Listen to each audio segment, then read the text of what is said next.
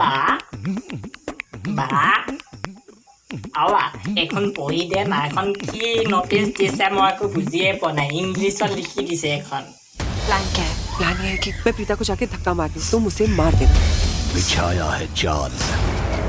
क्या शिकारी মই এতিয়া होगा এইবিলাক कामयाब নোৱাৰো যা মই কুণ্ডলী ভাগ্য চাই আছো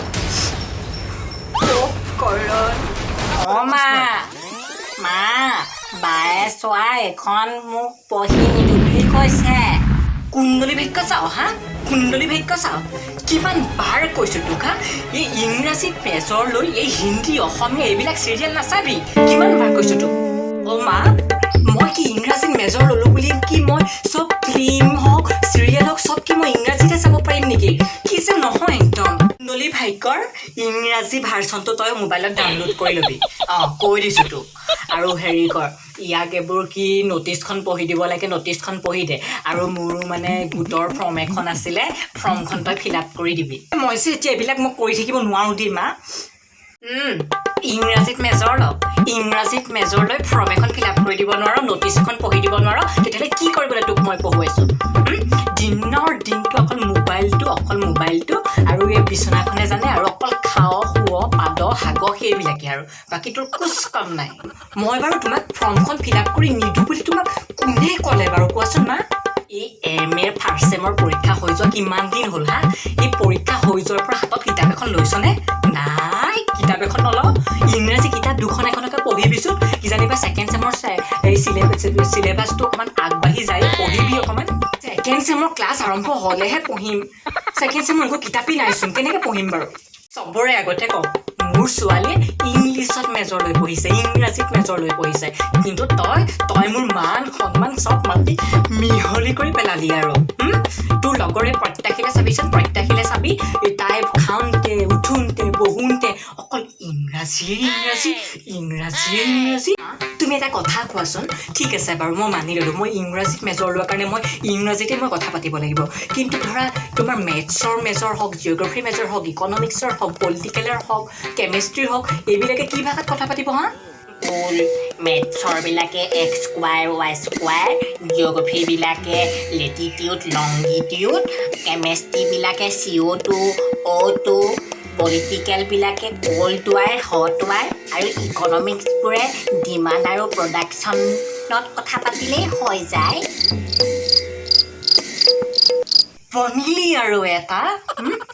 তই মাৰ জেৰক্স কপি হ'লি নে মা তোৰ জেৰক্স কপি হ'ল সেইটোকে কেতিয়াবা মই ভাবি থাকোঁ চাগে এই ভবাবিলাকো চাগে তই অসমীয়াতহে ভাব ইংৰাজীতটো চাগে তই নাভাব আৰু হয়নে বাৰু হেৰি কৰিবি এই ভবা কথাবিলাকো ইংৰাজীত ভাবিবি গম পাৱ নে তইতো ইংৰাজী মেজৰ ছোৱালী ন তো মায়েতো ঠিকেই কৈছে ন আজিৰ পৰা শুনি ল ঘৰৰ পৰৰ ভিতৰৰ বাহিৰৰ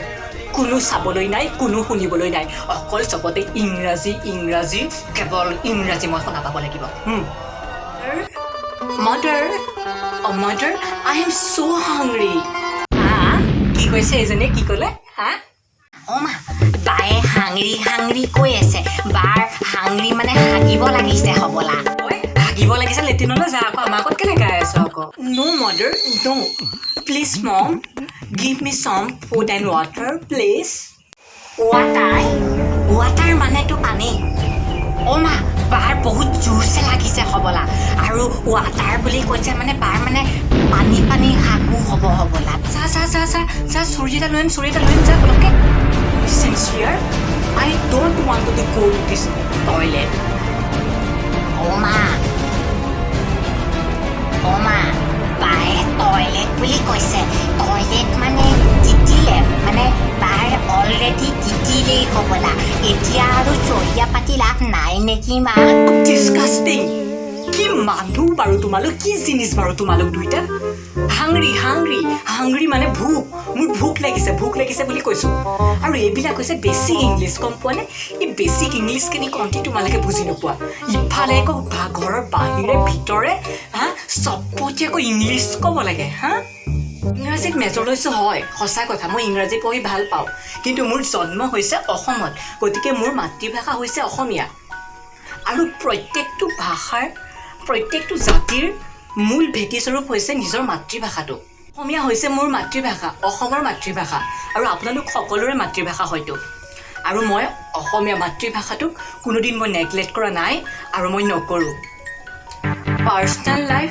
আৰু প্ৰফেচনেল লাইফ যিদৰে একেই নহয় ঠিক তেনেদৰে ষ্টুডেণ্ট লাইফ আৰু প্ৰেক্টিকেল লাইফ কেতিয়াও একেই নহয় পূজাসকলৰ বাবে এইটোৱে এটা ডাঙৰ চেভেজ